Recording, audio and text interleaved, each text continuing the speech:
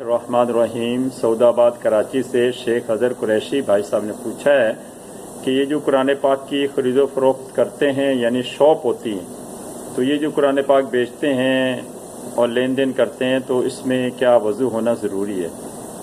तो भैया बात यह है कि अल्लाह ने कुरान पाक में इरशाद फरमाया ला यमस्सुहु इल्लल मुताहरून, कुरान पाक को मत छुओ लेकिन यानी कि पाक साफ हो, यानी आपका वज़ू भी होना चाहिए और गुस्ल भी होना चाहिए। जिसका गुस्ल वज़ू नहीं है वो कुरान पाक को छू नहीं सकता, वो नापाक है।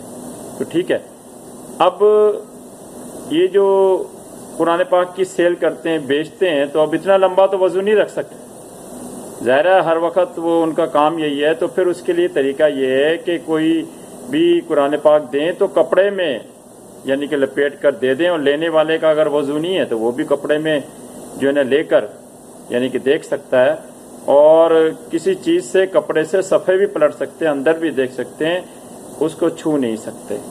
ठीक है, मसला मैंने बयान कर दिया, बाकी वल्लाहु आलम, अल्लाह बेहतर जानता। वस्सलामु अलैकुम व रहमतुल्लाह।